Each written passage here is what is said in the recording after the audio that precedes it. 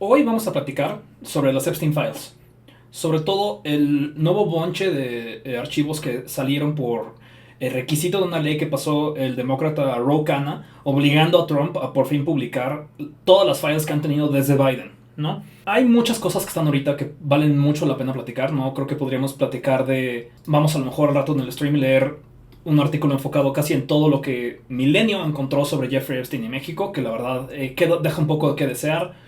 Podríamos platicar del ángulo de derechos trans y LGBT y de cómo J.K. Rowling le mandó tickets gratis a Jeffrey Epstein y cómo Jeffrey Epstein estuvo muy involucrado en empujar ideología anti-woke y anti-derechos LGBT. Podemos platicar de cómo de Salinas Pliego, de un montón de políticos influyentes mexicanos que estuvieron en la órbita de Jeffrey Epstein. Podríamos platicar de Elon Musk y va a ser un poco relevante de cómo Elon Musk, la hija de Elon Musk, Vivian, habla de cómo Musk iba en yates a islas cercanas a la de Epstein y ella recuerda en su infancia eso y cómo de ahí de repente hacían viajes en la noche que no le contaban a nadie.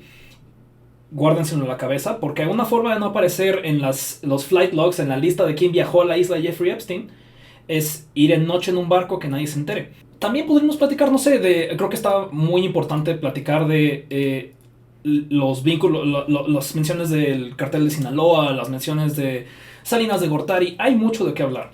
Pero una cosa que no he visto a nadie mencionar, que a mí me preocupó mucho, emergió de esto de aquí, una dirección mexicana. Hablan de una persona que tiene dos propiedades, una en Beverly Hills y otra en Jardines del Pedregal.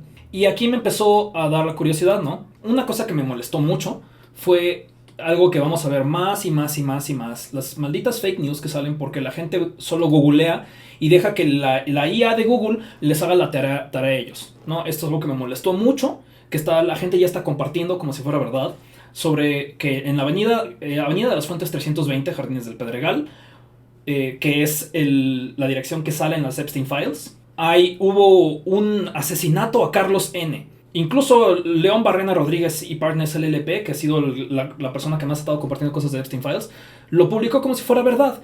Y es completamente falso. Eso que pasó ahí no pasó, pasó en la colonia Jardines del Pedregal, pero en una dirección completamente distinta. No es completo fake news, no tiene nada que ver lo que pasó con Carlos Ulises Loreto, cualquier cosa que salga en las Epstein Files. Pero a mí me dejó la curiosidad, ¿no? Si esto es fake news, ¿qué realmente pasó en esa dirección? Entonces me puse a buscar y encontré esto de aquí. Decía el nombre de Patricia en el archivo que mencionaba esa dirección. Y se refiere en específico, y aquí lo voy a poner para que ustedes puedan hacerlo conmigo si quieren, para que no vean que lo estoy haciendo screenshot o preguntándole la IA de Google. Patricia Molina, y es actualmente la presidenta de ventas y marketing de publicidad en México de Televisa Univisión. En ese momento no era la presidenta de Televisa Univisión de marketing en México, pero sí trabajaba en Televisa. Originalmente empezó trabajando en Televisa y se mudó a Florida, específicamente a Fort Lauderdale, donde había muchos yates de Epstein, y ahí empezó a trabajar, donde se metió a Omnicron Media Group como directora de México, desde Florida, y hubo un evento, llegó un momento en el que le dieron chamba en Havas Media Group. Recuerden estos nombres porque van a ser importantes. Llegó a Havas Media Group unos meses después de tener una fiesta un poco interesante. Si nos vamos a las Epstein Files, vamos a encontrar cosas como esta. Patricia Molina mandándole un mail a Mila Trestiza y están platicando sobre organizar una fiesta en un superyate, hablando de cómo van a ir disfrazados para hacer un estilo bacanal, asignándose personajes con nombres en latín y una lista de invitados. Mila Trestiza, que es la directora de una empresa que se llama Temano, o por lo menos la administradora. Temano es un superyate, de nuevo, donde se organizan fiestas millonarios. Fiesta tipo Didi, la verdad sí, es lo que a mí me está llamando la atención. O sea, imagínense una fiesta de... Todos van a llevar disfraces latinos, sus máscaras. Déjate tipo Didi, fiesta tipo Ice White Shot, ¿no? Esto es fiestas de las que Kubrick ponía en sus películas. En un superyate, que de nuevo no sabemos a dónde fue, no sabemos cuál es la ruta que tomó. Por lo que podemos ver en los files, si buscamos el yate en específico, hay requerimientos de cuánto comida necesita el yate y así, y tienen suficiente comida para 7-8 días. Que da perfecto para ir de Florida a las Virgin Islands de Estados Unidos, que es donde estaba Little St. James, y hacer un bacanal gigantesco. ¿Quién es Mila Trestiza? Bueno, si la buscan en Facebook, van a encontrar que tiene su cuenta cerrada. Sospecho que es porque su padre murió hace unos meses. Pero ella no desapareció. Mila era la property manager de Little St. James. Es decir, era quien manejaba las propiedades de Jeffrey Epstein. Esto es algo que es una imagen que salió de los Epstein Files, pero es una imagen que ya lleva un rato siendo accesible al público, porque esto fue resultado de cuando el FBI fue a Little St. James. Ahí también encontraron, por ejemplo, una file que tienen sobre Mila. También hay una imagen que no la saqué ahorita, pero ahorita la encuentro, que es de Mila Trestiza y de su esposo Phil Baker. Por eso la cuenta que encontré yo en Facebook es de Mila Trestiza Baker. Y todo indica que Patricia tiene una relación de ir a fiestas de Mila de unos 2 años, ¿no? Desde 2015 hasta finales de 2016. Bastante sospechoso toda esta situación. ¿Por qué? Para empezar, a mí se me hace raro que un montón de celebridades y personas ricas de México viajen a Estados Unidos, específicamente al yate de una morra filipina random, y que el FBI se interesara por suficiente en esto. Esto es porque agarraron los celulares y los datos de Mila Trestiza y empezaron a ver todas las cosas que tenía. ¿Quiénes las personas que fueron a ese evento? En ese evento estuvieron Roberto Buford, que es un coleccionista de arte mexicano. El director Roberto Rochín Naya, ¿no? Si algunos de ustedes son cinéfilos del cine mexicano de hace unas décadas, este güey era bastante popular. También está, no he encontrado nada sobre Sergio Olvera, pero de Luisa González de la Vega, les puedo decir que es la abogada de una productora de Televisa muy importante. Tina Galindo creo que se llamaba. La encontré porque Luisa González de la Vega estaba encargada de demandar de parte de Televisa a un montón de hoteleros en Acapulco. Un montón de farándula, ricachones, gente de Polanco y las Lomas de México iban a fiestas, a jugar juegos de mesa, a yates en Fort Lauderdale, que por alguna razón también eran dirigidos por Mila Trestiza. Y bueno, ¿qué pasó después de eso? Patricia Molina consiguió una chamba en Havas Media Group. Entonces dije, ok, lo lógico es buscar Havas Media Group en las Epstein Files. Y no encontré nada, pero porque hubo un typo a la hora de ponerlo. Y lo que sale es Havas Media Group, con todo de que sí es Havas. Entonces voy a hacer un zoom aquí. Y esto es también de las Epstein Files. Andrew Alterson, el CEO de Havas Media Group, que bueno, antes fue presidente de Havas Media Group y ahora es CEO de esta empresa que se llama Adfin. Adivinen en qué año dejó de ser CEO de Havas Media Group. En 2016. Entre el viaje que tuvo Patricia Molina y que se abriera esta cuenta. ¿Por qué está entonces en los Epstein Files? Bueno, estamos aquí viendo un documento de David Mitchell hablando de una inversión que Cantor Venture le dio a esta compañía. El presidente de Havas Media de repente encontró que ahora tenía un montón de dinero para salirse de su compañía vieja y armar su propio changarro, que ahorita se dedica a hacer inteligencia artificial, por cierto. Este dinero se lo dio Cantor Venture y el que lo negoció fue David Mitchell. ¿Por qué esto es relevante? Bueno, David Mitchell es una de las personas que más conectaba a Jeffrey Epstein con otras personas. Entonces, esto está en las Epstein Files, pero no menciona a Epstein en ningún momento. ¿Por qué es eso? Bueno, porque no necesita mencionarlo.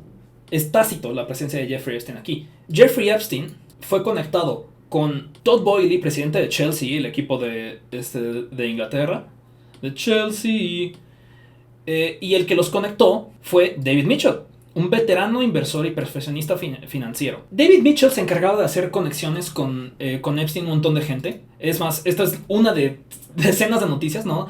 Que de todas las cosas que Epstein... una de las conexiones que más utilizaba Epstein para conseguir nuevos partners era David Mitchell. Y el otro lado de la moneda, literalmente, es el capital, ¿no?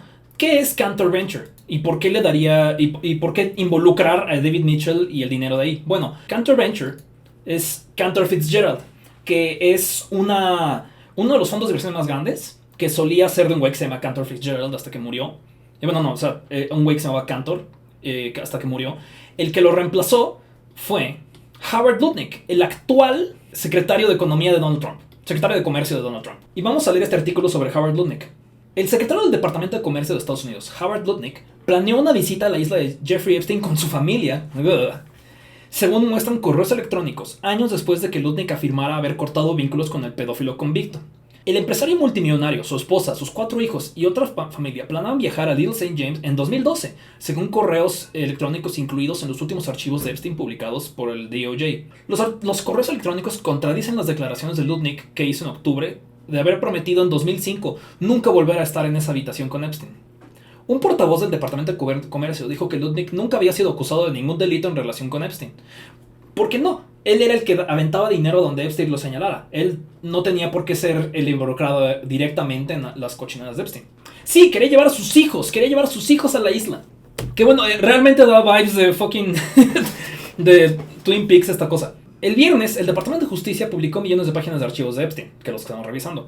La mayor cantidad de documentos compartidos. En un correo electrónico en 2012, la esposa de Lutnick, Allison, le escribió al asistente de Epstein: estamos deseando visitarlos. Llegaremos a Canal Bay por la mañana. Somos un grupo, 2 familias con 4 niños cada una, entre 7 y 16 años. 6 niños y 2 niñas. Espero que no les moleste. Nos encantaría almorzar con usted. Lo último que quiero ahorita es almorzar. Entonces, Lutnick tuvo una relación muy grande con Epstein. Y yo la verdad no entiendo ni por qué no menciona otras cosas la BBC aquí. Como por ejemplo, que Lutnick era vecino de Jeffrey Epstein. Literalmente vecino. Su mansión estaba junto a la suya. Y no solo eso. Para ser vecino de Jeffrey Epstein, la única forma de llegar ahí es comprarle una casa a Jeffrey Epstein. Porque el dueño de la mayoría de los apartamentos y mansiones alrededor donde vive Jeffrey Epstein era el hermano de Jeffrey Epstein, si no mal me recuerdo, es Mark Epstein. ¿Y cómo consiguieron todas esas casas? Bueno, con el dinero de Les Wexner, el dueño de Victoria's Secret. Para quienes no sepan, es un misterio de dónde viene el dinero de Jeffrey Epstein. Y lo decimos así porque no podemos simplemente decir Israel. Pero mucho de su dinero vino de que Jeffrey Epstein se acercó al dueño de Victoria's Secret y lo convenció a él de ser el único encargado de su dinero. Pensemos en lo absurdo de esto, ¿no? Jeffrey Epstein es alguien que no acabó la prepa. Es alguien que no tuvo carrera universitaria, era pésimo en matemáticas en la prepa. Por alguna razón entró misteriosamente, después de conocer a un montón de gente afiliada a la inteligencia gringa, entró en Bear Stearns, y de ahí, cuando le encontraron un montón de fraudes a Bear Stearns, él salió ileso y empezó a ser recomendado a un montón de gente. Por ejemplo, y estamos hablando de los 80s, ¿no? Cuando Howard Levin le presentó a Wexner y le dijo: me huele mal, no confío en él. Entonces, Les Wexner conoció a Jeffrey Epstein. Le dijeron que es una rata, que no hay que confiar en él. Y dijo: ok, este va a ser el encargado de todo mi dinero. Curioso, interesante. Ahorita vamos a ver por qué. Pero antes de ir más a fondo de Wexner y Leslie, quiero pues que reflexionemos entonces. Le cae un montón de dinero al presidente de Havas Media para que renuncie y le den y arme su propia empresa. Con dinero de un amigo de del vecino de Jeffrey Epstein, negociado por el mejor amigo de Jeffrey Epstein. Y de repente, una de las morras que estaba en yates de Jeffrey Epstein consigue la chamba en Havas Media. A mí se me hace una coincidencia demasiado grande, ¿no? Yo no puedo probar que Patricia Molina estaba haciendo nada en ningún lugar. Simplemente no tenemos la información de a dónde fue el yate Tuvalu.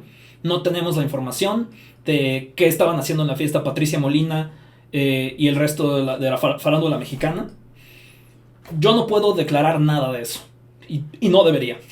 Porque no me gustaría que me demandara la presidenta de ventas y marketing publicitario de Televisa Univisión. Pero creo que sí puedo decir que necesita haber una investigación seria a qué demonios estaba haciendo Patricia Molina en 2016 en Florida. Y por qué estaba juntándose con una morra que evidentemente trabajaba para Jeffrey Epstein manejando las propiedades de Little St. James, donde hacían todo el tráfico de personas y quién sabe qué cosas más. Que además es probablemente la que se encargó, por lo que he visto en algunas files, que no les puedo enseñar hoy porque ya las quitaron. Unas files donde muestra que quien se encargó de destruir documentos en Little St. James fue esta misma persona, Mila Baker, de nuevo. Aquí está como la encargada de las propiedades de Little St. James. Y es, de nuevo, amiguísima de Patricia Molina. Estamos hablando de 3 años de diferencia, ¿no? Patricia Molina iba a misteriosas fiestas que partían de Fort Lauderdale, Florida, con la encargada de las propiedades de Jeffrey Epstein. Y después consiguió una chamba ideal en una empresa que solía ser dirigida por un güey que recibió millones de dólares por amigos de Jeffrey Epstein. Y ahora es la presidenta de ventas y marketing publicitario en Televisa Univisión. Yo creo que esto es algo que merece discutirse, ¿no? Más que andarse... que necesita realmente investigación seria y no nada más preguntarle a Google AI que te haga la chamba. Y yo la verdad sí quisiera hacer un llamado a que hagamos presión a Televisa para que responda qué demonios hacía Patricia Molina en las Epstein Files. Porque este no es un caso nada más de alguien que salió en las Epstein Files por curiosidad, ¿no? Hay varios periodistas que están teniendo que defenderse, ¿no? Por ejemplo, Ken Klippenstein, que salió en las Epstein Files porque Epstein estaba vivoreando sobre él. Tenemos el caso, incluso, miren, aunque me pese, voy a tener que defender a Enrique Krauss. ¿Por qué? La misma cuenta que está sacando las fake news con Google AI, habló de la file esta de aquí, en donde Jeffrey Epstein tiene una colección de un documento con los nombres más poderosos de México. Blanco Mendoza, Dionisio Garza, Carlos Heredia, Enrique Krauss, Antonio Madera, Lorenzo Zambrano, Ernesto Cedillo, etc. Oh, wow, ¿por qué Jeffrey Epstein tenía una lista de los mexicanos más poderosos? Porque la sacó de un pinche blog. Vamos ahorita y busquemos Krauss.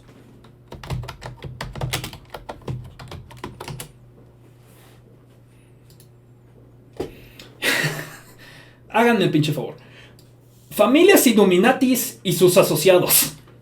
Es una lista de un blog de conspiraciones que habla de la sangre de los Rothschild, los líderes mormones, los Merovingians, la familia Disney, la familia McDonald's.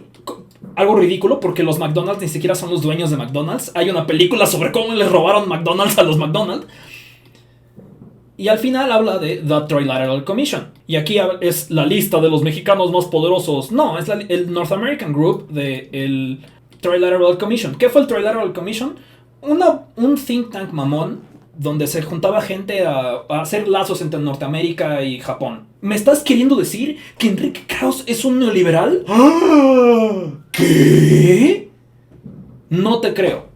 No te creo que el consejero de Televisa, interesante, el consejero de Televisa y uno de los intelectuales neoliberales más populares de México se juntaba con otros neoliberales. No, ¿cómo crees? Esto no es una lista de Jeffrey Epstein. Es una lista de un güey que se puso a hacer control C, control V en listas de gente que fue a reuniones importantes. Vean nada más las otras cosas que publica este blog. El libro de Enoch, la Biblia satánica, nacionalismo racial, Illuminatis, rosicrucianos, paganismo, los vínculos entre el paganismo y el Large Hadron Collider. Es decir, esto es una reliquia de los 90s, ¿no? Me sorprende que haya sido 2008, porque esta de las cosas que yo me acuerdo que estaban en el internet viejo, cuando te metías a buscar sobre ovnis, carajo. ¿Por qué el DOJ tiene estas cosas? ¿Se volvió Facebook o qué? Yo creo que esto es porque era algo que leía Jeffrey Epstein. La verdad no sé por qué está aquí involucrado esto.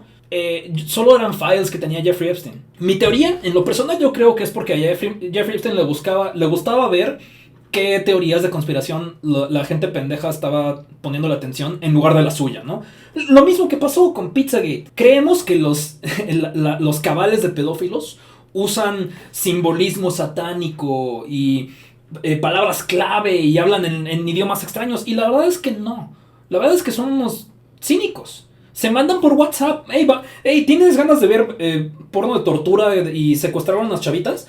Y ya, no ocultan nada. No ocultan nada. Esto es totalmente innecesario. Es más, hasta cierto punto, y aquí es donde yo me tengo que poner mi gorrito de tinfoil. Ha habido mucha discusión por ahí de que muchas de las cosas que al gobierno de Estados Unidos le encanta propagar este tipo de teorías. para que la gente piense que lo importante es encontrar estos símbolos secretos, lo importante es enfocarse en los ovnis y no enfocarse en lo que está enfrente de ti, en las cosas que están en mails que ya tiene el gobierno, en que el gobierno ya sabe dónde están los criminales y que no son lagartijos, son personas que estaban en la boda de Bill Clinton y que son mejores amigos de Donald Trump. No son aliens, no usan control mental. Cuando secuestran a una chavita de 15 años y la llevan a una isla, no hacen un ritual satánico con su sangre, solamente la violan y la matan. Es grotesco, es inhumano, pero también es algo de este planeta. No tienen que cuando se visten con capas y hacen cánticos, lo hacen porque les parece chistoso, porque es una fiesta, porque van a ir a un yate y necesitan algo que hacer después de tomarse 6 palomas. Entonces justo, yo no creo que Patricia Molina haya secuestrado a alguien y haya hecho un rito satánico en las Bahamas. Pero lo que sí sé es que estuvo involucrada con alguien que manejaba los terrenos de Jeffrey Epstein en Little St. James, y que su carrera le empezó a ir sorprendentemente bien con gente relacionada con Jeffrey Epstein y que está en las Epstein Files. Para continuar con el tinfoil de cosas que la verdad no involucran aliens o satánicos, pero sí conspiraciones, vamos a hablar de Epstein, Israel y la CIA. Epstein, Israel y la CIA, cómo los aviones de Irán-Contra aterrizaron en la base de Les Wexner. Jeffrey Epstein ayudó a Leslie Wexner a reutilizar los aviones de Irán-Contra de la CIA, desde el contrabando de armas hasta el envío de lencería. Una cosa interesante, uno de los files de Patricia Molina incluye una caja blanca misteriosa que Molina le pregunta a Mayla, oye, ¿qué hay en esta caja? Y dicen, tú no preguntes, tú nada más mándalo. Y ahí, por eso se filtró su dirección. Se filtró porque le mandaron una caja misteriosa y no supo qué hacer con ella. No sé bien qué estaba ahí, pero bueno. Esta semana, el New York Times despertó de su letargo para publicar una extensa investigación sobre Jeffrey Epstein, que pretendía resolver la cuestión de cómo este hombre amasó su fortuna al principio de su carrera. En ella, el Times descarta la posibilidad de que Epstein pudiera haber trabajado por agencias de inteligencia o a sus alrededores.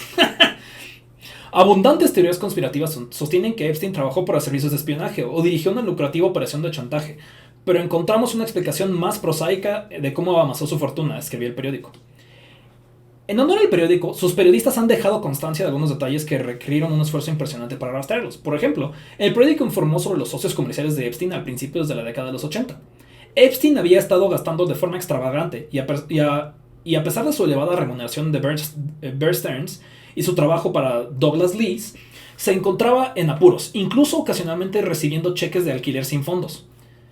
De regreso a Nueva York, se alió con John Stanley Pottinger, un abogado que recientemente había dejado su cargo en el Departamento de Justicia. Epstein, Pottinger y el hermano de este alquilaron una oficina en un ático del Hotel St. Moritz en Central Park South. La agente Johanna Cutler nos contó que Epstein inicialmente le había evadido la comisión. Supongamos que el Times merece crédito por haber desenterrado esta joya de la historia de su antiguo corredor de bolsa, pero si el periódico hubiera decidido mirar hacia arriba en lugar de hacia abajo, quizá habría notado algo un poco más revelador en sus propios artículos. Stanley Pottinger, casualmente, fue una figura destacada en el escándalo conocido como Irán-Contra, en el que la CIA utilizó a Israel como intermediario para el transporte de armas clandestinas a Irán. Esta es una de esas oraciones que, si alguien no sabe de historia, si no sabe que esto es historia real, que tiene página de Wikipedia y todo, te verían con cara de hasta hace unos cuantos años. Hasta, digamos, octubre de hace unos cuantos años.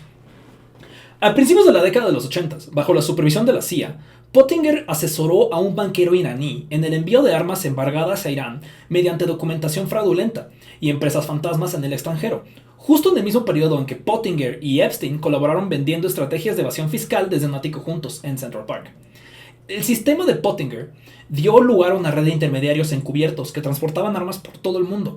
Las ganancias de la CIA se convirtieron en un fondo para sobornos utilizado para financiar ilegalmente el ejército insurgente de la Contra, que lideraba una guerra contra el gobierno izquierdista de Nicaragua al tiempo que traficaba cocaína a Estados Unidos.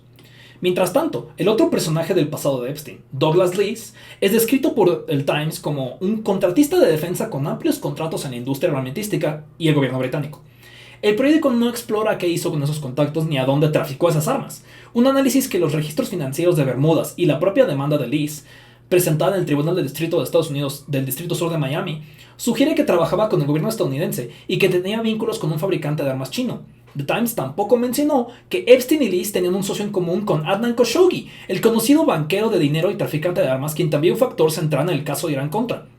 Aquí haré una pausa antes de salirnos de Adnan Khashoggi. Adnan Khashoggi fue el dueño del yate donde el papá de Ghislaine Maxwell, la novia de Jeffrey Epstein, que está ahorita arrestada, murió. Él compró ese yate de Adnan Khashoggi, le cambió el nombre a Lady Ghislaine, creo, y ahí misteriosamente se autosuicidó a sí mismo. Nadie sabe qué le pasó, que un día apareció muerto en su yate.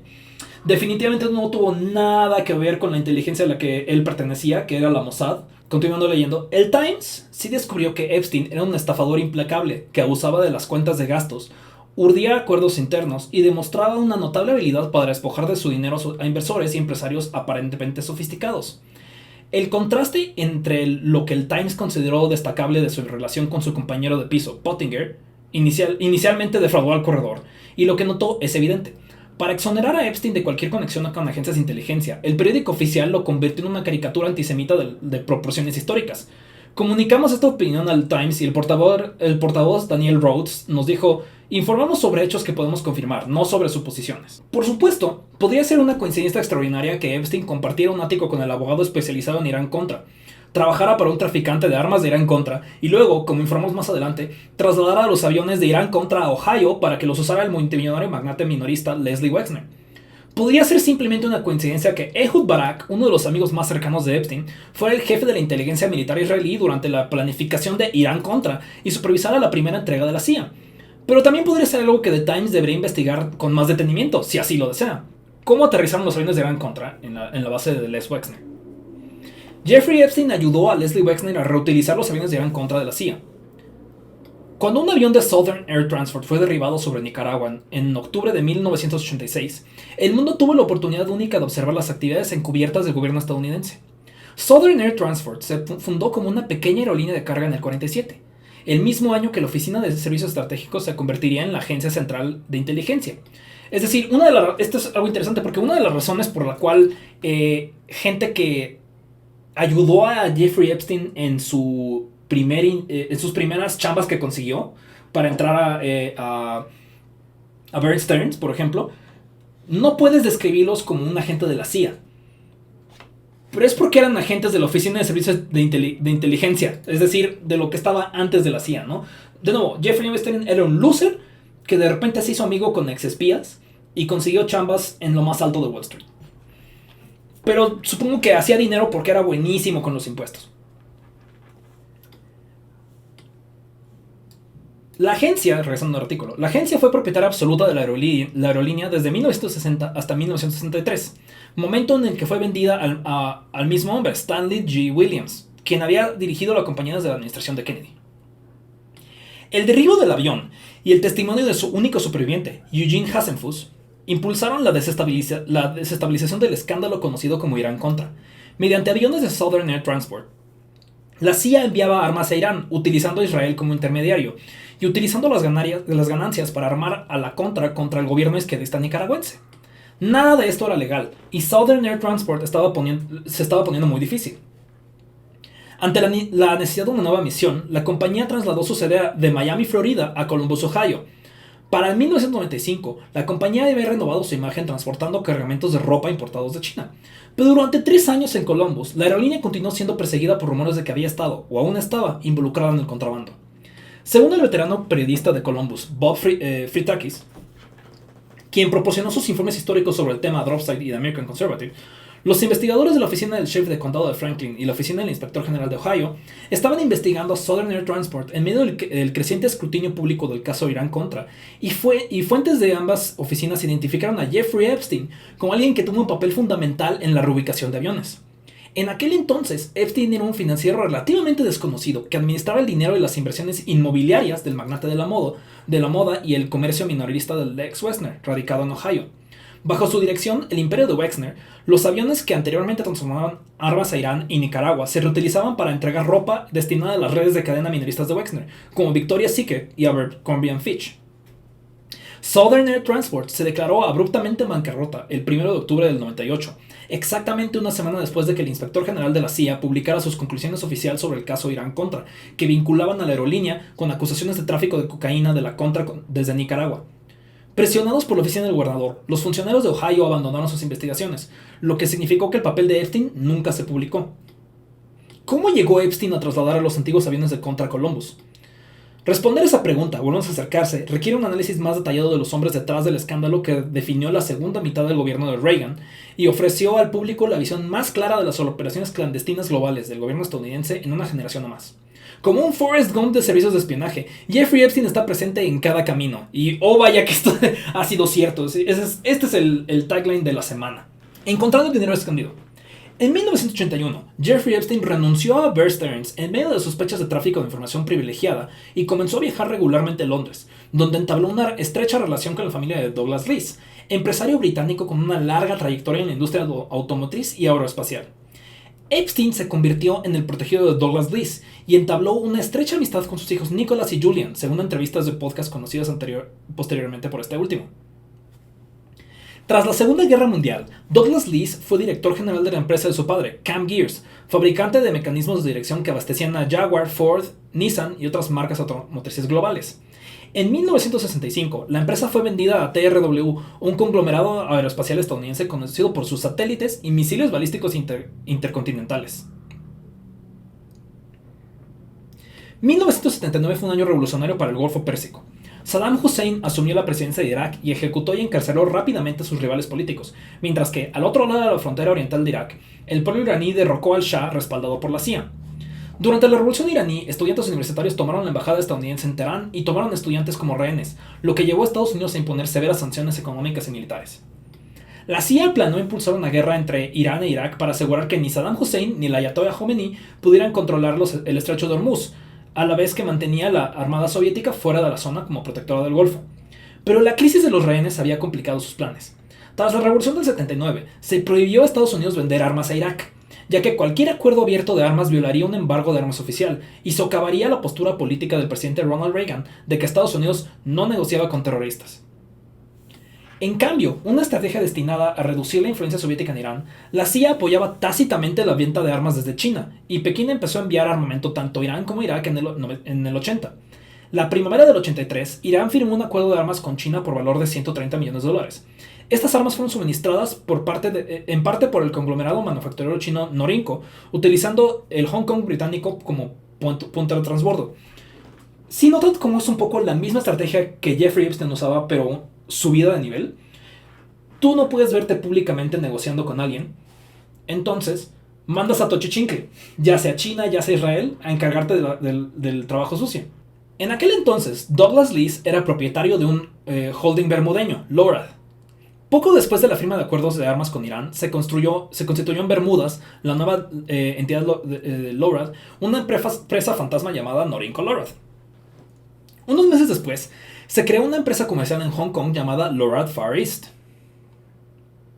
El papel exacto de Leese en las ventas de armas a China nunca se ha hecho público, pero en 1995 un diputado británico, George Galloway, de hecho, alegó que Leese había financiado clandestinamente transacciones de armas en Medio Oriente a través de un banco en las Bermudas.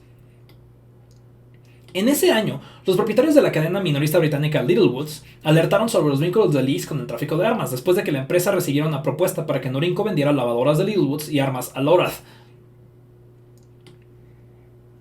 2 años más tarde, en una demanda civil presentada en Estados Unidos contra los propietarios de Littlewoods, Leese afirmó que su trabajo se refería a proyectos altamente sensibles, que se cree que están clasificados por el Departamento de Defensa y otras agencias del gobierno de Estados Unidos.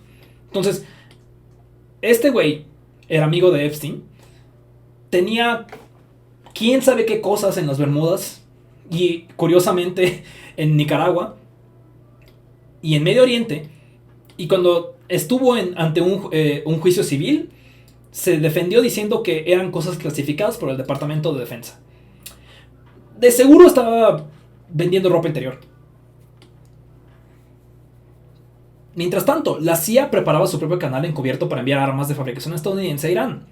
En otoño de 1980, el FBI sometió a Cyrus Hashemi, un banquero iraní, a una extensa vigilancia electrónica, grabando decenas de miles de conversaciones durante 5 meses. Las grabaciones revelaron que John Stanley Pottinger, de nuevo el roomie de Jeffrey Epstein, abogado de Hashemi, ayudaba a los iraníes a eludir el embargo de armas mediante facturas falsas y empresas fantasmas en el extranjero. De nuevo, empresas fantasmas y facturas falsas. Eso suena como lo que Jeffrey Epstein decía que era su chamba: ayudarte a pagar menos impuestos. Y aparentemente una de las cosas que su compañero de oficina hacía era ayudar a pagar menos impuestos en armas a la CIA y a Irán. El Comité de Relaciones Interiores del Senado descubrió posteriormente que la CIA participó en la planificación de acuerdos de armas y se había reunido con Hashemi en la oficina de Pottinger. Resulta que Pottinger colaboraba con Epstein en Nueva York. Pottinger había sido fiscal general adjunto durante la presidencia de Richard Nixon. Ahora se alió con otro delincuente. Ambos alquilaron un ático en Central Park South, según el New York Times. El Times informó que Pottinger y Epstein promocionaban estrategias de evasión fiscal para clientes adinerados y señaló que la colaboración empresarial fue efímera. En 1984, Pottinger fue identificado en una acusación federal contra Hashemi por exportación ilegal de armas y Hashemi huyó a Inglaterra. Pottinger evitó ser procesado tras la misteriosa desaparición de las grabaciones incriminatorias del FBI con sus conversaciones. Amasó una fortuna con negocios inmobiliarios en la década de los 80 y se convirtió en un novelista de superventas del New York Times. Me pregunto por qué el New York Times no investigó bien. Su obituario del año pasado en el Times informa que su último thriller de espías sigue inédito y escribía sobre espías. Me lleva la... Es que el güey espía amigo de Jeffrey Epstein escribía libros de espías y Jeffrey Epstein le pusiera Lolita Express a su avión. Les digo que no ocultan las cosas, no son simbolismo, son cínicos. Así como dicen en The Big Short, no están confesando, están presumiendo.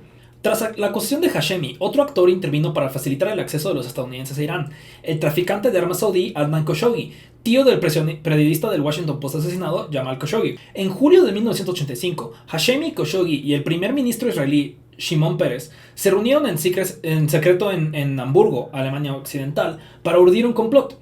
Con la aprobación del director de la CIA, William Casey, Estados Unidos enviaría armas a Israel vendería sus propias armas a Irán y Washington comprometería a reponer las reservas israelíes posteriormente.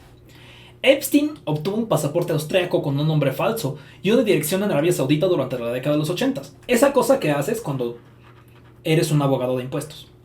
Después de que Pérez accediera a facilitar los envíos de Khashoggi a Irán, de nuevo, esto no es una teoría de conspiración locochona, es algo que el Washington Times respondió. La logística quedó a cargo de la inteligencia militar israelí. Ehud Barak, amigo íntimo y confidente de Epstein, dirigió la dirección militar de Israel, Amán, durante las fases de planificación, de abril del 83 de septiembre al 85. Por cierto, si buscan Ehud Barak, es de los nombres que más resultados da en la Epstein Library. Hasta el día de hoy, Barak sostiene que Shimon Peres le presentó a Epstein en un evento público en 2003, después de que éste dejara el servicio público.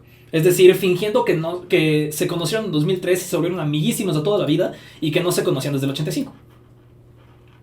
Barak también ha afirmado falsamente que apenas conocía a Epstein. Se desconoce si realmente se conocieron antes del 2003. Come on. El suministro de armas israelí dependía de una confianza frágil. Los israelíes querían dinero por adelantado, pero los iraníes solo pagarían tras la entrega de armas. Actuando como banco, utilizando las cuentas de Banco de Crédito y Comercio Internacional, BCCI, Khashoggi adelantó decenas de millones de dólares en crédito para que las armas pudieran circular incluso cuando las partes desconfiaban entre sí.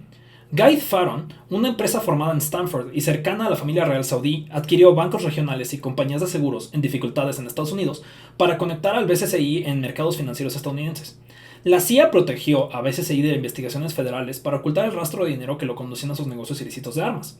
El BCCI operaba como una entidad de las Islas Caimán estructurada con un fideicomiso benéfico, canalizando capital hacia los fondos de beneficiarios para empleados y fundaciones filantrópicas en Reino Unido y el sur de Asia, que a su vez poseían una plétora de empresas fantasma. Estas empresas fantasmas servían como estacionamientos para los activos del BCCI y conductos para transacciones que se debían ocultar en los balances de sucursales locales del banco en todo el mundo. En la práctica, el fundador de BCCI, Adnan Hassan Abedi, y su pequeño círculo de lugartenientes controlaban todo el flujo de dinero prácticamente sin supervisión externa. Con cada entrega exitosa, un rehén estadounidense era liberado en Líbano y los intermediarios obtenían generosas comisiones. Una vez que las ganancias de armas circulaban a través de la red de BCCI, los bienes raíces se convertían en un método para transformar flujos efectivos sospechosos en ventas legítimas e ingresos por alquiler, ocultando al mismo tiempo la verdadera propiedad tras fachadas. Repitamos eso. Los bienes raíces se convertían en un método para transformar flujos de efectivos sospechosos en ventas legítimas e ingresos por alquiler. Es decir, una de las formas más útiles para lavar el dinero, si tienes suficiente dinero, es comprar casas y revenderlas y comprar y etcétera, etcétera. ¿Recuerdan que hace media hora platicamos de cómo el dinero de Cantor fue utilizado para comprar una casa de alguien que acabó siendo vecino de Jeffrey Epstein? Así es como se pagan favores estas cosas. Les Wexner dejaba que Jeffrey Epstein compraba casas con dinero de Victoria's Secret y se las vendía a Epstein a centavos. Y luego Epstein se las vendía a la gente con la que tenía pactos para sacar el dinero. Y de repente, ¡pum!, ya era dinero legítimo. Y dinero de eso acabó en una empresa que el actual líder de marketing de Televisa acabó trabajando. Just fucking same. Regresando al artículo, el BCCI estaba muy involucrado en préstamos inmobiliarios y compras de propiedades a través de fachadas y testaferros. El propio Khashoggi poseía enormes propiedades inmobiliarias en todo el mundo, incluyendo hoteles, ranchos, mansiones y locales comerciales. Décadas antes de que Epstein se convirtiera en un hombre conocido, el exoficial de inteligencia israelí Ari Ben-Menashe escribió en sus memorias del 92 que Barak temía que Pérez o los estadounidenses descubrieran las cuentas bancarias de fondos ilícitos donde se ocultaban las ganancias de armas y se apropiaban del dinero. Ben-Menashe afirmó que Barak había organizado con el magnate de medios Robert Maxwell, padre de Ghislaine Maxwell, blanquear las ganancias de las armas iraníes a través de cuentas de sus empresas y ocultaba el dinero en bancos soviéticos, donde los estadounidenses no podían acceder a él. En 1991, 4 años después del caso Irán-Contra, Maxwell desapareció de su yate de 55 metros, la Lady Ghislaine, mientras navegaba frente a las Islas Canarias. Horas después, las autoridades españolas recuperaron su cuerpo del Atlántico. El imperio mediático de Maxwell se desmoronaba bajo una montaña de deudas, y él desviaba en secreto cientos de millones de libras esterlinas de los fondos de pensiones de sus empresas. Cuando los investigadores comenzaron a desentrañar las cuentas tras su muerte, descubrieron que faltaban 500 millones de libras y posiblemente más. De nuevo, el yate de aquí lo consiguió de Khashoggi. Un correo electrónico obtenido en la bandeja de entrada de Yahoo de Epstein, con fecha del 15 de octubre de 2005, sugiere que Ghislaine Maxwell intentaba obtener información sobre la fortuna desaparecida de su padre, un agente de la CIA. Maxwell le envió un correo electrónico a Epstein con entusiasmo durante su visita a Bután para la boda de la princesa Chimi Johnson Wangchuk.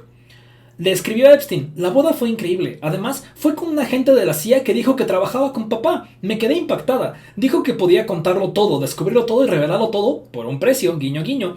¡No! Esto es lo que se mandaban por mails, no lo ocultaban. No lo doblaban en un papelito y lo escondía atrás de una pared y tenían que llegar al día siguiente. No, se lo mandaban por WhatsApp, se lo mandaban por jproject@yahoo. Dios mío. Epstein solía alardear vagamente de ser un cazarrecompensas financiero que rastreaba dinero oculto. En 1987, mientras Robert Maxwell supuestamente ocultaba dinero procedente de tráfico de armas, Epstein se jactó ante un periodista de haber encontrado dinero para Adnan Khashoggi con tanto detalle que el periodista pensó que Epstein podría estar en el negocio tanto de ocultarlo como de encontrarlo. Hombre de la logística. Tras el derribo del avión de Southern Air Transport que transportaba a Hassenfuss sobre Nicaragua el 5 de octubre del 86, el complot Irán-Contra comenzó a desmoronarse. El 9 de octubre, Hassenfuss confesó en una conferencia entre la prensa internacional que colaboraba con la CIA para transportar armas a los Contra, apoyando en secreto su guerra contra el gobierno izquierdista de Nicaragua. Funcionarios estadounidenses negaron rápidamente la confesión de Hassenfuss, afirmando que se encontraba en una misión privada. Southern Air Transport, una fachada de la CIA, no solo enviaba armas a la Contra, sino que también transportaba armas a Israel para alimentar la brutal guerra entre Irán e Irak. Apenas unas semanas después de la conferencia de prensa de Hassenfuss, Saad realizó su última misión Irán-Contra, de Tel Aviv a Teherán, con 500 misiles antitanque de fabricación estadounidense. Un mes después, un periódico libanés publicó que la venta de armas a Irán formaba parte de un acuerdo secreto a cambio de la liberación de estadounidenses tomados como rehenes en Líbano. Uno de los rehenes, el agente de la CIA William F. Buckley, había muerto en cautiverio. Funcionarios estadounidenses confirmaron la información, lo que impulsó a una investigación del Departamento de Justicia. En cuestión de semanas, el fiscal general de Estados Unidos se vio obligado a comparecer ante las cámaras y reconocer que las ganancias de la venta de armas a Irán financiaba secretamente a la Contra. Poco después, la prensa informó que los mismos aviones SAT se habían estado contrabandeando cocaína desde Nicaragua y Colombia hasta Estados Unidos. La historia se convirtió en un importante escándalo político en Estados Unidos. En diciembre del 86 surgieron informes de cómo Khashoggi había recibido decenas de millones de dólares por intermediar en envío de armas. En enero del 87, el holding estadounidense de Khashoggi se declaró en quiebra. El testaferro del BCCI, Gabe Farron, vendió sus activos bancarios poco después. SAT, que ahora figuraba en los bases de la DEA por presunto tráfico de cocaína, se centró en misiones de socorro contra la hambruna y muy publicitadas zonas críticas de África devastadas por la guerra, junto con Naciones Unidas y el Programa de Alimentos. En cuestiones de meses, Epstein parecía estar asimilando las lecciones de ingeniería financiera encubierta de la época. En el 87, mientras se desenvolvían las operaciones Irán-Contra, emergió como asesor financiero clave del magnate de comercio minorista y de moda Leslie Wexner. Epstein se convirtió en directivo de varias empresas fantasma de Wexner y posteriormente dirigió la misma oficina familiar que dirigía la Fundación Filantrópica de Wexner, una arquitectura que, al igual que el BCCI, situaba una entidad benéfica en la cúspide de una vasta red de empresas. Ese mismo año, Wexner fundó The New Albany Company, un gigantesco proyecto inmobiliario para construir una nueva ciudad en la zona rural a las afueras de Columbus, Ohio. Más tarde, en el 87, Epstein repitió una táctica básica del BCCI, usar una narrativa favorable de los reguladores para obtener el control de una institución financiera y luego saquear sus activos. Así como la BCCI utilizó a Gabe Farron como candidato para adquirir bancos y compañías de seguros, Epstein ayudó a Stephen Hoffenberg a persuadir a los reguladores de Illinois a que aprobaran la compra de 2 aseguradoras en crisis, prometiéndoles una inyección de capital de $3 millones de Towers Financial, la agencia de cobro de deudas de Hoffenberg. El dinero nunca llegó, por supuesto. Tras cerrar la venta, utilizaron los bonos de aseguradoras como garantía para financiar adquisiciones hostiles de 2 aerolíneas en dificultades, Pan Am y Emery Worldwide. Tower Financial se convirtió en el fondo de sobornos que subsidió el lujoso estilo de vida de Epstein en Nueva York. Tras su colapso en 93, Hoffenberg se declaró culpable de estafar a inversores por casi $500 millones, en lo que la SEC calificó como el mayor esquema Ponzi de Estados Unidos en aquel momento. Es decir, Tower Financials fue una de las estafas más grandes que hubo en su época. Creo que hasta que no llegó Bernie Madoff no fue superado. Y Jeffrey Epstein estuvo profundamente involucrado y salió total y completamente ileso. Fue condenado Hoffenberg a 20 años de prisión. Posteriormente describió a Epstein como su cómplice, aunque Epstein nunca fue acusado. Sin embargo, el dinero robado desapareció. En 2002, Hoffenberg alegó que Epstein ocultó $100 millones en cuentas en el extranjero, mientras que colaboraba con la fiscalía para convertir a Hoffenberg y a otros ejecutivos de Tower Financials en chivos expiatorios. Epstein ciertamente cooperó en secreto contra Hoffenberg y concedió al menos 3 entrevistas a la fiscalía, informó Vicky Ward para Rolling Stone. Añadiendo que si el caso hubiera llegado a juicio, una fuente con conocimiento afirma que probablemente habría resultado mucho peor para Epstein que para Hoffenberg. En una entrevista en 2002, Hoffenberg también ayudó a reconstruir parte del pasado de Epstein. Le dijo Ward que creía que, de hecho, fue Douglas Leese quien presentó a Epstein a Adnan Khashoggi. Cuando Ward le pidió a Epstein que respondiera a las afirmaciones de Hoffenberg, Epstein dijo que no conocía a Leese y rechazó rotundamente cualquier vínculo con el fraude de Towers Financial. Epstein amenazó con demandar a Ward si su archivo insinuaba su culpabilidad en el esquema Ponzi. Cuando Vanity Fair intentó recibir la noticia en 2007, los mensajes privados en su bandeja de entrada de Yahoo muestran que Epstein redactó cartas dirigidas al editor de Ward, Graydon Carter, escribiendo su artículo y amenazando de nuevo con demandarlo por difamación. En borradores que se envió por correo electrónico, le escribió a Carter: "Le escribo para darle la oportunidad, mientras aún exista, de corregir un error. Es posible que Epstein le hayan aconsejado no enviar correos electrónicos". Carter declaró a Upside que nunca los recibió. Es decir, escribió estos mails amenazándolo y nunca los mandó. Epstein le mintió a Ward sobre sus vínculos con la familia Leese. Conocía muy bien a los 2 hijos de Douglas Leese. El hermano mayor, Nicholas, escribió una carta obscena en el 50º libro de cumpleaños de Epstein, que contenía anécdotas de escapadas, incluyendo la descripción de una agresión sexual enmarcada con una travesura que salió mal en Hong Kong, Kuala Lumpur y el club nocturno Tramp de Londres. La relación de Epstein y los Lynns se mantuvo íntima a lo largo de los años. Según los correos electrónicos obtenidos por Dropsite, Epstein era un padrino de la nieta de Liz, y ambos hermanos se dirigían a Epstein con cariño en sus correos: mi hijo. En 2007, a petición de Epstein, Julian Lees envió una colección de fotos familiares, escribiendo: siempre pensando en ti en viejos tiempos. ¡Ah!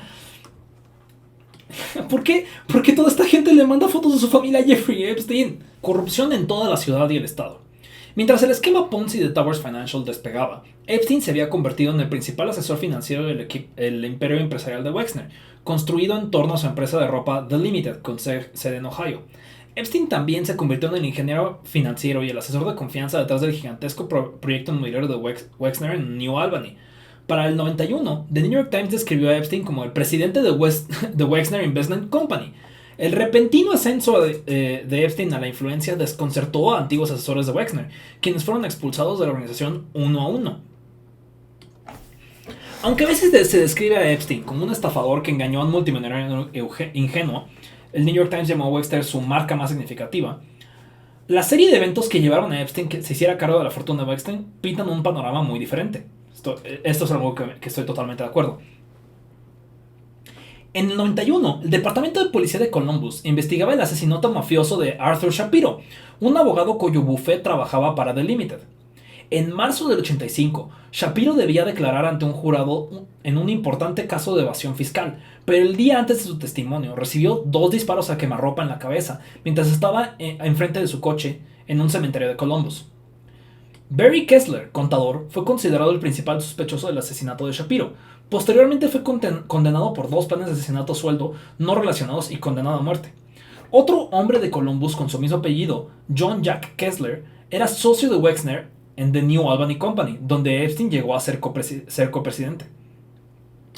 El 6 de julio del 91, un analista de la policía de Columbus presentó un memorando interno que sugería que el negocio de Wexner estaba vinculado al crimen organizado. El memorando identificaba varias entidades cooperativas de Wexner creadas por el despacho del abogado asesinado, algunas de las cuales parecían estar vinculadas al desarrollo inmobiliario de Wexner en New Albany. El nombre de Epstein apareció posteriormente como directivo de algunas de estas mismas empresas, cuando se disolvieron unos años después. El junio del 91, un mes después de que del memorando sobre el asesinato de Shapiro se presentara al comandante de la Oficina de Inteligencia del Departamento de Policía, Wexner firmó un documento que otorgaba a Epstein poder notarial para actuar en su nombre en todos los asuntos, lo que le otorgaba control personal de su vasta fortuna y el derecho a firmar transacciones inmobiliarias en nombre de Wexner. El jefe de policía de Columbus ordenó la destrucción del memorando. ¿Por qué? No. El ex inspector general de Ohio, David Sturz, firmó una copia del memorando sobre el asesinato de Shapiro al periodista Bob Fritakis, quien la publicó en junio del 98. Mientras tanto, el Aeropuerto Internacional de Miami planeaba demoler el hangar donde Southern Air Transport era sospechoso de contrabando de cocaína, un antiguo depósito del ejército estadounidense que había sido utilizado por la CIA durante más de 20 años. Con Epstein como logístico de Wexner en Ohio, en 1996, SAT terminó de trasladar su sede mundial a Columbus para entregar productos desde fábricas de Hong Kong y al sur de China directamente de las tiendas de Limited Brands de Wexner. Una foto con algunos caudillos africanos. Cuando Ghislaine Maxwell fue entrevistada por el fiscal general adjunto Todd Blanche en julio, le preguntaron si Epstein había tenido contacto con agencias de inteligencia. Maxwell dio una respuesta vaga sobre el negocio de Epstein de obtener dinero en África en la década de los 80s.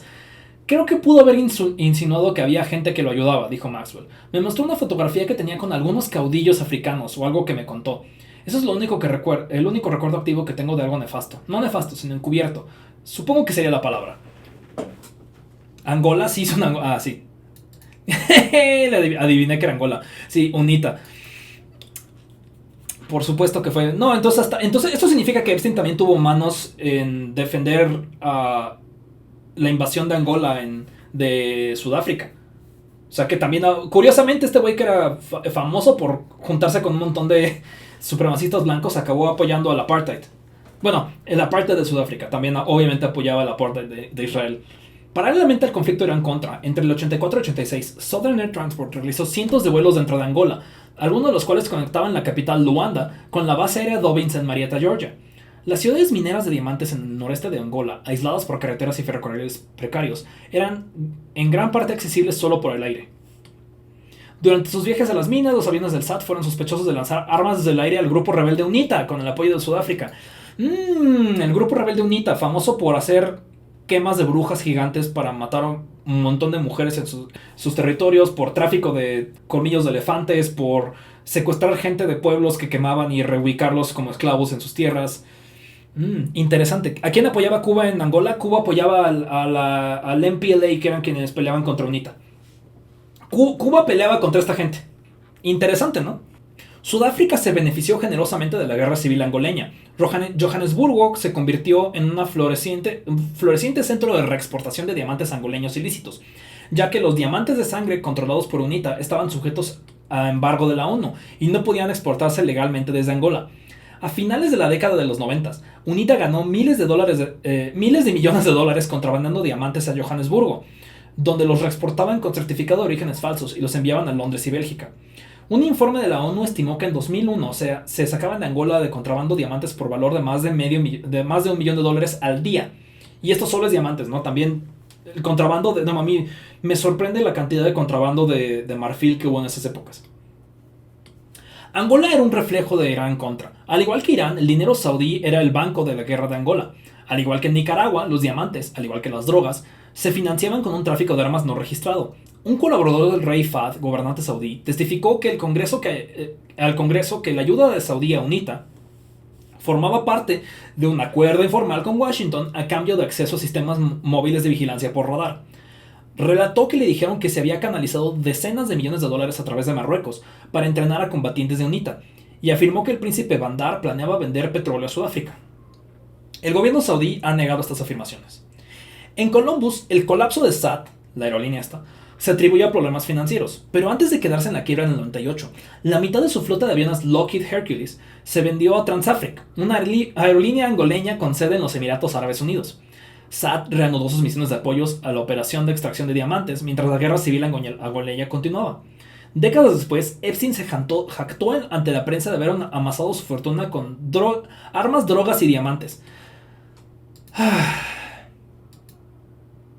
Epstein presumió contrabandar diamantes. Epstein y soldados africanos no identificados. Pues no se ven como miembros del MPLA. Vamos a buscar UNITA Soldier. A ver cómo se veían. Pues así que digas sin identificar. No, están bastante identificables. Ese es el uniforme de UNITA. Si busco el MPLA, que son los que apoyaban a Castro, digo que Castro los apoyaba a ellos, no tienen ese uniforme. No tienen la boina roja. El camuflaje es distinto. Las armas no son israelíes. Tienen AK-47, no Galils y M16s. Así que, identificados, tal vez no me sé cómo se llaman, pero sí me sé que no son del MPLA. Las boinas son idénticas, sí. Epstein, por su parte, solo atrajo la atención de la prensa internacional tras aceptar transportar al expresidente Bill Clinton por África en 2002 en su jet privado, posteriormente bautizado como el Lolita Express. En una conversación con Hoffenberg en prisión ese año, la periodista Vicky Ward le preguntó por qué un hombre que había prosperado en las sombras se arriesgaba tanto con semejante espectáculo público. No puede evitarlo, rompió sus propias reglas, dijo Hoffenberg. Siempre dijo que sabía que la única manera de salirse con las suyas era pasar desapercibido, pero ahora lo ha echado todo a perder. La afirmación de Epstein de que apenas conocía a Hoffenberg y los intentos de Wexner de distanciarse personalmente de Epstein se ven socavados por el hecho de que ambos hombres conocían la regla cardinal de Epstein. Es un excelente punto. Clásico de que yo no me llevo nada con nadie, pero le cuento cuál es la regla con la que rijo toda mi vida.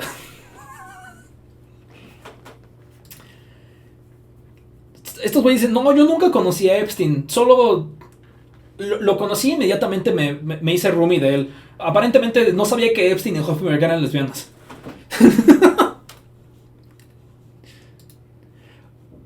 conocían la regla cardinal de Epstein, una regla que aparentemente era preternaturalmente incapaz de seguir.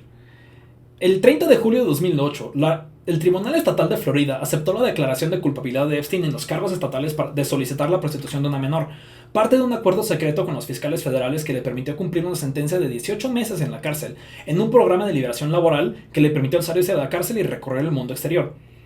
4 días antes, Leslie Wexner le envió un correo electrónico a su amigo. Abigail me contó el resultado. Solo puedo decir que lo siento. Violaste tu propia regla número 1. Siempre ten cuidado. La respuesta de Epstein a Wexner fue: no hay excusa. Es decir, wow. Estuvo muy largo este artículo, pero creo que fue muy bueno. Podría haber pasado una hora balbuceando, tratando de explicarles la historia de Jeffrey Epstein, pero este artículo la explicó muy bien a detalle y no de una forma en la que lo haría el New York Times, como no oyendo los cachos jugosos. Entonces, no siempre leo Dropsite, pero este artículo de Epstein, Israel y la CIA me pareció excelente y me sorprendió que acabara involucrando a Angola.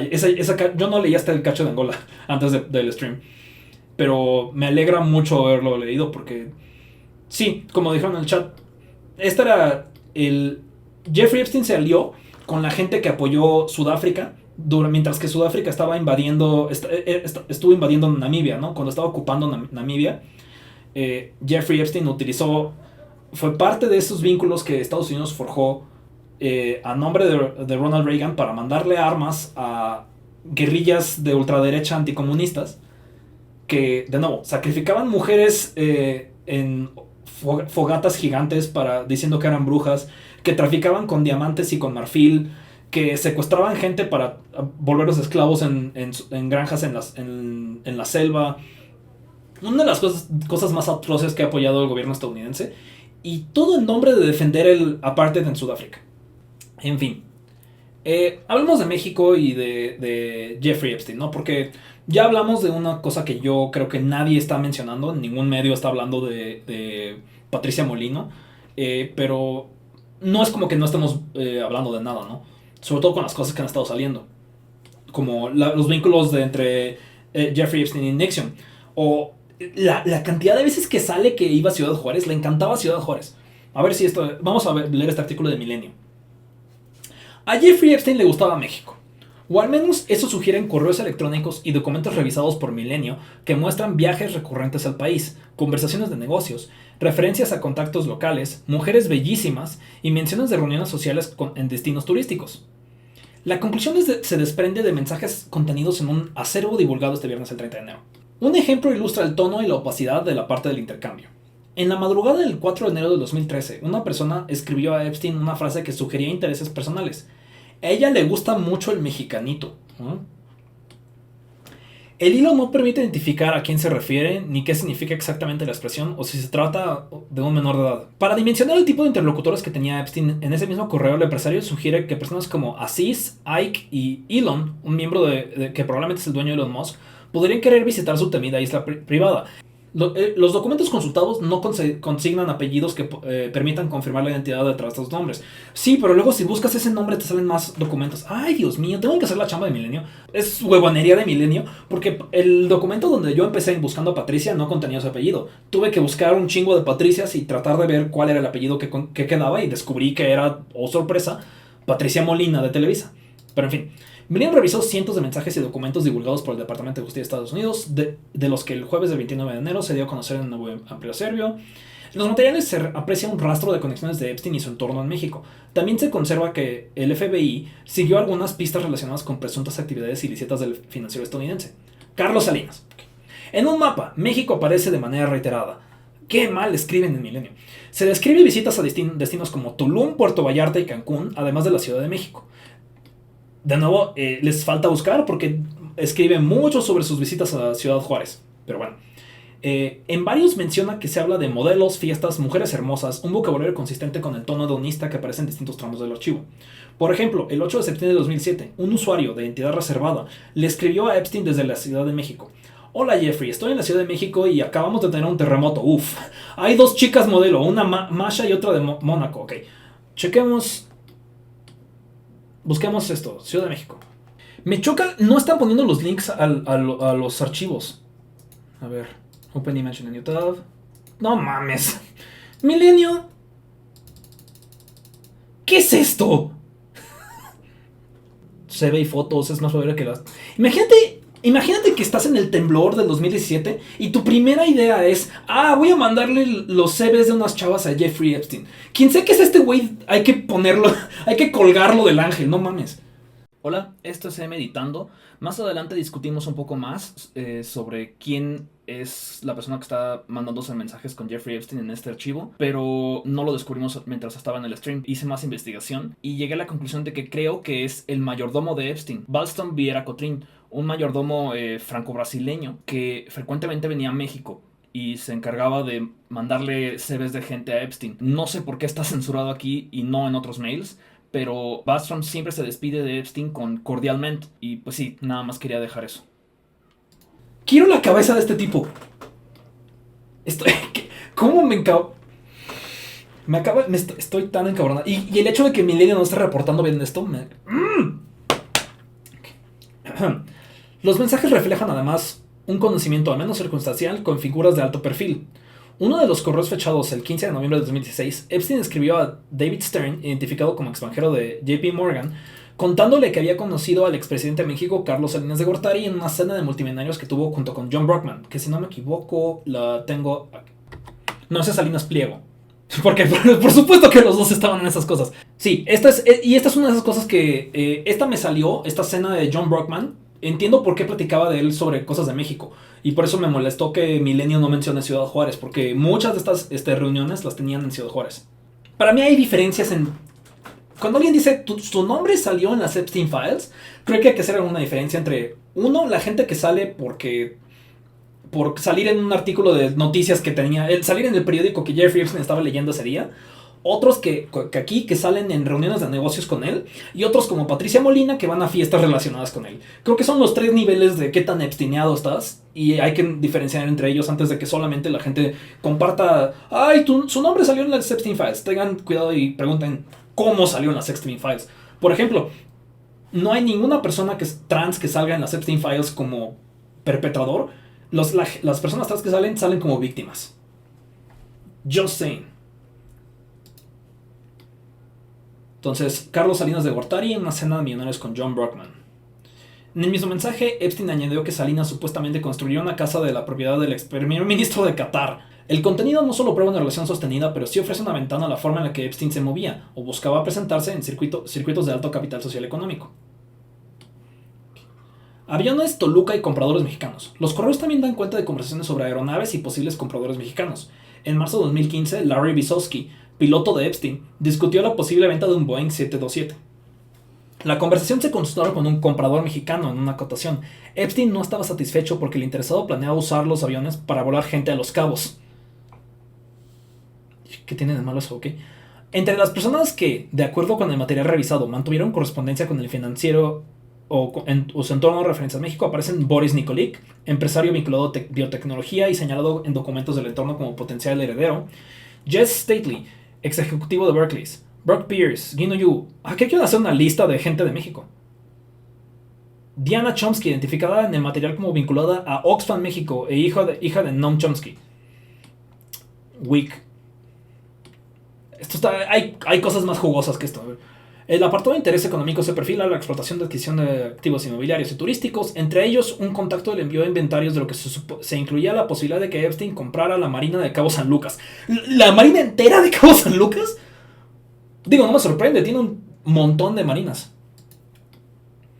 En diciembre de 2014, además, una persona del círculo de Epstein discutió la posibilidad de cancelar un viaje para ir a ver si alguien identificado como Barack Sikh en Costa Careyes. O Brock. Barack o Brock. Este igual que sale no es culpa de Milenio. Es muy difícil encontrar... hay muchos errores en los Epstein Files. Este es el primero que cambia algo sustancialmente. Usualmente pierdes la primera palabra, pero la ves otra vez en el file. Aquí sí podría ser o Brock o algo más. Reserva, pero supongo que es Brock, honestamente. Reserva de vuelos a Puerto Vallarta para luego seguir hasta Londres, con posible escala en Tulum. La referencia es fragmentaria, pero vuelve a situar destinos mexicanos en la narrativa del círculo del magnate. Mujeres son bellísimas, bla bla bla bla bla.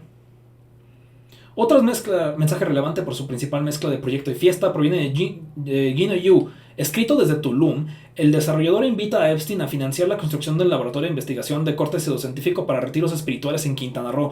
¡Ah!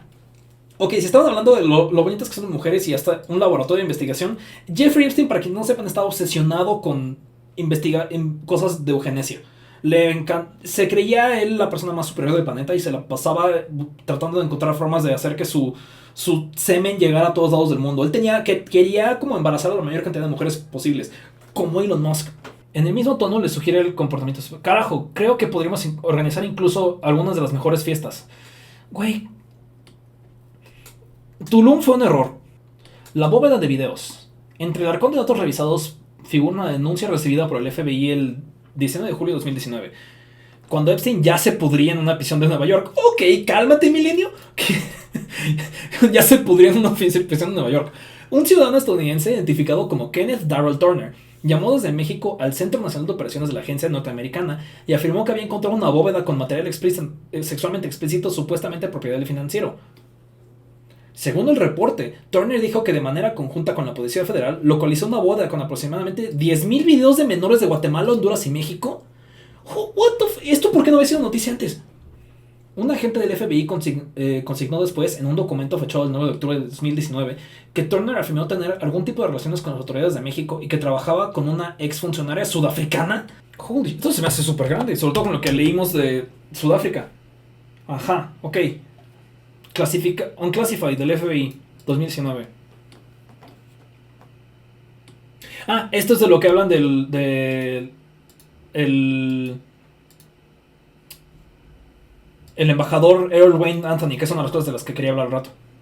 Contactó al FBI y les dijo que había acumulado un montón de información del 2000 al 2017 sobre el tráfico de menores, involucrando al excomandante de los SEALs, Richard Marcinko, y al ex embajador de México, Earl Wayne Anthony. En abril o mayo del 2014, la embajada de Estados Unidos en México fue raidada por la Policía Federal Mexicana, donde 107 ciudadanos americanos, empleados y contratistas, incluyendo Anthony, estaban ahí. Turner dijo que el embajador Anthony se fue del país inmediatamente, pero que en 2015 Anthony fue enjuiciado in absentia. Turner se acercó a la embajada gringa, pero no le dijeron qué pasó. Hace un mes, Turner y la Policía Federal Mexicana encontraron los 10,000 videos que ya mencionaron. Turner dice que hace un mes, los videos secretos de Marcinko se encontraban a Jeffrey Epstein. Turner asume que Marcinko probablemente los usaba para extorsionar a Jeffrey Epstein. Extorsionar a Jeffrey Epstein con cintas es un poco como intentar agarrarte a madrazos con el Canelo, ¿no? Turner encontró que había flight logs de Epstein viniendo a México desde las Virgin Islands para traer mujeres acá. Agarraba morras de México y se las llevaba a las Virgin Islands. Ok. En 2005, Epstein viajó al aeropuerto de Cancún, se quedó ahí, llenó el tanque, lo cual es muy raro porque es más fácil ir a Miami. Y Turner no sabe dónde Epstein fue con ese tanque de gasolina que consiguió en Cancún. Turner encontró a personas muy importantes de Estados Unidos, pero no mencionó a nadie. No mencionó nada de algo sudafricano esto. Medina Mora y Srocan, la pista de 2009. Esto es otra cosa. El último segmento de material revisado por la revista muestra que desde 2009 había intentos de explorar una vertiente mexicana en el caso. En un correo enviado al abogado Bradley Edwards, se afirma que un integrante de su despacho se reunió con el entonces Procurador General Eduardo Medina Mora y con el embajador de México en Estados Unidos, Arturo Sarucán. Desde el correo en el que se encuentra se habló de redes de trata operadas por carteles de la droga. El mensaje añade que el despacho vio ahí una posibilidad: identificar una víctima mexicana que permitiera vincular judicialmente a Epstein con delitos federales en Estados Unidos. La frase muestra lo que del momento: la búsqueda de un caso que conectara, con evidencia, un circuito de explotación sexual con redes criminales transnacionales. Pues creo que la cosa que Turner dijo de que movía gente de Cancún ya es suficiente, ¿no? Esta es la primera vez que dos funcionarios claves del gobierno mexicano confirman esto. Por lo pronto, si podemos probar que Epstein estaba involucrado en tráfico de personas por sus necesidades sexuales, aun si se trata de una sola víctima, será vinculado a un crimen federal que está convirtiendo en tema número uno de la investigación por el FBI, ICE, Interpol y otras agencias de seguridad. 2 agentes del FBI que fueron asesinados por gringos en México mientras investigaban la lista de pedófilos. Por supuesto que está todo el mundo enfocado en AMLO en lugar de en lo que pasó ahí. A ver. Ay, Dios mío. Sí, es que, por un lado, es el documento del FBI vinculan a AMLO con el caso Epstein y el soberano diciendo, falso que AMLO esté vinculado con el caso Epstein. Y, por un lado, ninguno de los dos tiene razón. O sea, AMLO estaba enterado de lo que estaba pasando. No significa que él fue a casa de Epstein y ordenó matar a alguien. Pero bueno, los dos géneros, el soberano o el sol de México. Fuck it, vamos a leer los dos. La última vez que leí El Sol en el stream, alguien hizo un berrinche que nunca acabó, entonces ahora los voy a obligar a leer El Soberano también. Entonces vamos a ver el Sol y también vamos a Soberano. Archivos declasificados vinculan red de Epstein con Ciudad Juárez. ¡Ven! ¡Es lo que digo! Mencionan más a Ciudad Juárez. ¿Por qué solamente mencionan Cancún? En fin, de acuerdo con correos electrónicos entre un agente que operaba en suelo mexicano y un detective de Nueva York, aparentemente asignado al caso, en 2014 se habría organizado una fiesta en un inmueble controlado por consulados estadounidenses, al que habría asistido un ex embajador. Un correo electrónico desclasificado por el gobierno de Estados Unidos vincula a Jeffrey Epstein y su red pedófila con una fiesta celebrada en un inmueble controlado por el consulado estadounidense en Ciudad Juárez en 2014, a la que habría asistido el entonces embajador Earl Anthony Wayne, a quien señalan de haber mantenido relaciones con un menor. En una extensa correspondencia digital que inicia el 23 de julio de 2019 entre un agente que lidera un equipo de investigación en suelo mexicano y un detective del Departamento de Policía de Nueva York, presuntamente perteneciente al grupo de trabajo designado del caso Epstein, se expone un caso de tráfico sexual infantil que conecta Ciudad Juárez con la investigación que era encabezada en Nueva York. Congelado por dentro y quemado por fuera para compensar. Así se siente el balance del Sol de México y el soberano. Yep, aquí somos fair and balanced. La intención del remitente de apellido Turner y su contacto del NYPD inicia con la solicitud de que para hacer una llamada de teléfono a 3 bandas desde una línea segura, debido a la sensibilidad de información a tratar, en la que se incluirían a los 2 citados y un tercer agente identificado como Jorge. Sin embargo, durante el intercambio de correos electrónicos, la pieza central del reportaje y la revelación de mayor peso están contenidas en un correo electrónico enviado por el agente Turner del 26 de julio de 2019, en el que reporta tener pruebas sobre un caso de la fiesta organizada por Epstein y vinculada al consulado de EU en Juárez. Muy probablemente está vinculado al integrado en Nueva York. Ok. Quizás quieras cuestionar al embajador de México de Estados Unidos, el señor Earl Anthony Wayne, sobre su participación con una menor cuando asistió, sugiere Turner con su contacto en su correo, en un señalamiento que expone al ex diplomático habría asistido a al menos una de las fiestas organizadas por Epstein, y uno de sus colaboradores, Richard Marchenko, con apoyo de autoridades estadounidenses de Ciudad Juárez. Incluso líneas más abajo, Turner asegura que Wayne tiene una orden de arresto vigente en México por embarazar a una niña de 11 años y que el ADN del hijo corresponde 100% con el ex embajador. Ok, fragmento de la correspondencia digital. Fue sentenciado en México en 2017 a cadena perpetua por embarazar a una niña de 11 años. El ADN de su hija coincide 100% con el de Wayne, pero está permitiendo que un ex marine estadounidense ocupe su lugar para cumplir su condena en México. ¿Qué carajo significa esto? A ver. O sea, entiendo qué significa, pero ¿cómo es que esto... ¿Qué pasa si meto la página de Wikipedia de Earl Anthony Wayne? Le dieron un premio por apoyar políticas de género. No mames. Le dieron un premio por apoyar políticas de género. Quiero reportar esto como si fuera... encontramos algo súper peligroso. Pero lo que a mí me preocupa de esta info es que yo no recuerdo leer noticias de que un marine violó a una morra de 11 años en Ciudad Juárez. Siento que eso habría sonado un poquito más, ¿no? Incluso si estás haciendo eso para proteger al embajador, eso habría salido en más noticias. ¿Alguien recuerda eso? Porque yo voy a buscar esto cuando acabe el stream, pero a mí se me saca mucho de onda que o sea, esto habría sido un escándalo igual de grande, que fuera un marine en lugar de un... Incluso si hubiera sido un turista random, habría sido un escándalo, ¿no? Turner asevera en esta correspondencia que el presidente de México, en ese entonces Andrés Manuel López Obrador, estaba al tanto de nuestro caso contra Marcinko y otros funcionarios estadounidenses. Ok, aquí sí le doy un poquito de razón al soberano.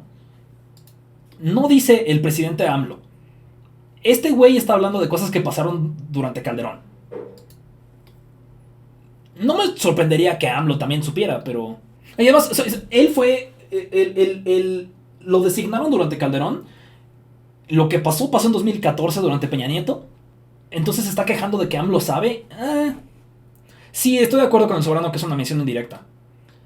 La única mención indirecta de López Obrador en dichos correos corresponde a la información que llegó a su gobierno sobre que Jeffrey Epstein había grabado videos en territorio mexicano antes de 2018, sin que exista prueba alguna de participación, encubrimiento o relación personal en institución en el caso. Totalmente de acuerdo. Este stream ya tuve que defender a Enrique Krauss y al AMLO y al soberano. Me lleva la chingada.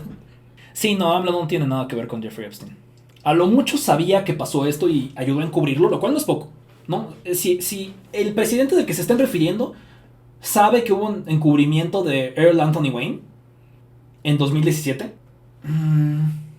El criminal mencionado en los mensajes fue liberado en 2007 tras sobornar a un juez, un hecho que ocurrió también antes del actual gobierno y que está documentado desde el propio intercambio de correos que hoy se intenta manipular. Ok. Sí, es lo malo de el AMLO Derangement Syndrome. Estamos tan enfocados en encontrar la forma de ensuciar a AMLO o quitarle la culpa a AMLO que no estamos preguntando ¿qué pedo con ese Marine? What the fuck. O sea, aquí lo más importante que está aquí no es Andrés Manuel López Obrador, es que es el embajador de alguien. Me choca el AMLO Derangement Syndrome. A mí me caga la madre AMLO, pero la gente se obsesiona con él y no encuentra... Se pierde, se le va la idea. Ok, ya creo que encontré un poquito más de info sobre este supuesto Marine que fue arrestado para encubrir al embajador de Estados Unidos en México por violar a una niña en Ciudad Juárez. ¿Y por qué no me gusta cómo están reportando sobre esto? Ok, este es el Epstein File que más está conciso qué es lo que pasó. Turner contacta al FBI y dice que Jeffrey Epstein ayudó a que arrestaran a un Navy SEAL llamado Richard A. Marcinko, que date of birth, o sea que nació el 21 de noviembre de 1940. Turner dice que Marcinko está en la custodia, está arrestado en México DF, en la Ciudad de México, por violar a un menor. Y dice que hay un video, que tiene un video de Jeffrey Epstein siendo un pedófilo y lo quiere usar para salir libre. Ahora, este güey no es un don nadie, tampoco. Y por eso no entiendo por qué utilizarían a Marcinko como chivo expiatorio para dejar al embajador salir. Porque Marcinko es... tiene página de Wikipedia y desde antes no involucra en nada a esto de Jeffrey Epstein. Y recordemos, este es el caso que involucra a AMLO supuestamente, ¿no? O sea, Richard Marcinko fue un comandante de los SEAL de la Marina de Estados Unidos, veterano de la guerra de Vietnam, que murió en 2021. Tras retirarse de la Marina de Estados Unidos se convirtió en autor, presentador de programas de radio, consultor militar y orador motivacional. Marcinko comandó el equipo SEAL durante 3 años, desde el 80 al 83. Juicio por soborno y prisión. O sea, este era un güey que ya había estado en prisión. Marcinko fue acusado de conspiración, conflictos de interés y mentir al gobierno el 13 de julio del 89 en relación con un soborno de $113,000 pagado a Ranco International, compañía fundada por Marcinko y el exil John B. Mason por Accuracy Systems, un fabricante de armas con sede en Phoenix, Arizona, propiedad de Charles Byers. Byers fue declarado culpable de conspiración y conflictos de interés el 20 de octubre del 89, pero Marcinko fue absuelto del cargo de conflicto de intereses. Marcinko fue declarado culpable de conspiración para defraudar al gobierno el 23 de enero de 1990. El jurado de este juicio también absolvió a Marcinko de un cargo separado de soborno. El 9 de marzo del 90, Marcinko fue sentenciado a 21 meses en prisión federal y una multa de $10,000 por cargos de defraudación al gobierno en el precio de adquisición de granadas de mano a contratistas. What the fuck? Marcinko detalló sobre esto y confinamiento en el último capítulo de su biografía. O sea, si yo fuera a culpar a alguien de que fuera el chivo expiatorio de un congresista o un embajador, no escogería al güey que publicó su autobiografía. Rogue Warrior. Ron Howard contrató a Mar 5 para ayudar a Jim Carrey a soportar el proceso de vestuario de 8 horas de cómo el Grinch robó la Navidad. Perdón, ¿me están queriendo decir que alguien que ayudó a Jim Carrey a actuar en el Grinch fue arrestado en la Ciudad de México por violar a una menor de edad y nadie se enteró nunca? ¿Qué? Fue portavoz de la Academia de Entrenamiento Zodiac de la campaña de barcos Zodiac. Compañía de barcos, ok. O sea, no te creo que este güey tenía algo que ver con Epstein. No te creo que lo arrestó México y nadie se enteró. O sea, porque nada de lo que está diciendo Kenneth Turner sale en ningún... O sea, de nuevo, hay conspiraciones y hay conspiraciones. Esto yo no veo cómo se conecta. Al chile no le creo a Kenneth Turner. ¿Qué está pasando aquí?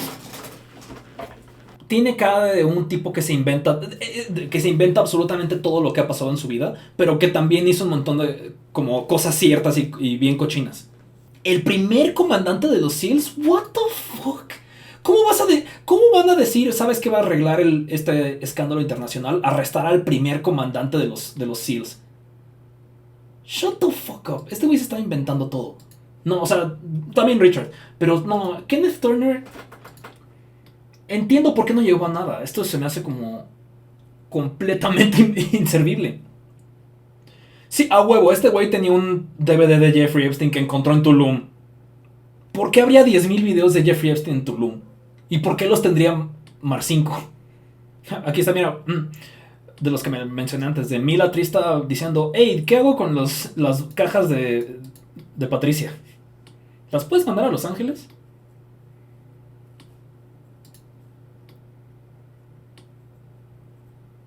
Wow. ¿Qué? Jeffrey recibió una llamada de Rob Imlay. Dice que va a usar que viajaba para The Limited, que como ya vimos, The Limited es la empresa de Les Wexner. Lo despidieron y ahora es contratista. Dice que si te interesaría en rentarle el Gulfstream, un avión, por 3 semanas. Misión: 4 viajes de Miami a México cargando 1 tonelada de oro en cada viaje. What the fuck?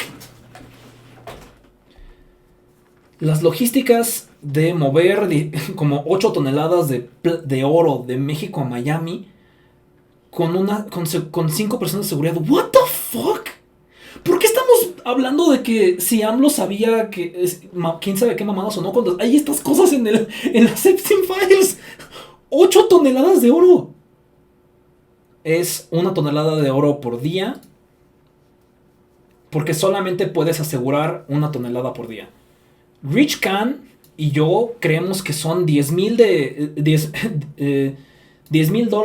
de profit después de pagar el oro y la aseguradora. Estamos ofreciendo $4,000 por hora. ¿Oh? Se caía fácil el avión cargando 8 toneladas de oro, sí. What the fuck? ¿Quién les estaba vendiendo 8 toneladas de oro en Ciudad de México? El cargo está asegurado por el dueño del oro. Entonces, por ahí hay por ahí en México hay alguien que aseguró 8 toneladas de oro y se las vendió a Jeffrey Epstein. What the fuck? Aquí está el del terremoto. Ok. Hi Jeffrey. How are you? Are you safe and not in the Caribbean? I'm in Mexico City and we just had an earthquake. Es lo que me molesta también. Si busqué earthquake y no me salió, está mal programado. Te puedo mandar el CV en caso de que no conozca a tus amigos en el Bay Area. 2 modelos, una de Masha y otra de Mónaco. Están considerando que te envíe su CV. ¿Por qué censuran su pinche nombre? Ok, bueno. Y no fue... Kind regards, cordialmente. Bueno, a lo mejor estaban escribiendo en francés. Pero eran mexicanos, ¿no? Ajá. ¿Por qué? Bueno, era desde México. No sabemos si eran mexicanos. Greeting from Mexico City. It's so trashy, I wanna leave. Ay, qué tiempos aquellos cuando los gringos no se quedaban en Ciudad de México. Wow. Entonces, Jeffrey tenía un amigo en Ciudad de México que le contestaba con cordialmente. Es posible que sí tuviera un amigo francés que viviera en México y que se la pasaba mandándole cositas. Greetings for Mexico City, it's so trashy, I wanna live. Sí, sí es francés, confirmado que es francés. Está, su lado del mail dice, están las fechas en francés. Entonces, sí es un francés en México, tratando de enviarle... ¿Qué? Un francés en México tratando de mandarle mujeres a Jeffrey Epstein. Una de ellas de Etiopía y otra de Mónaco.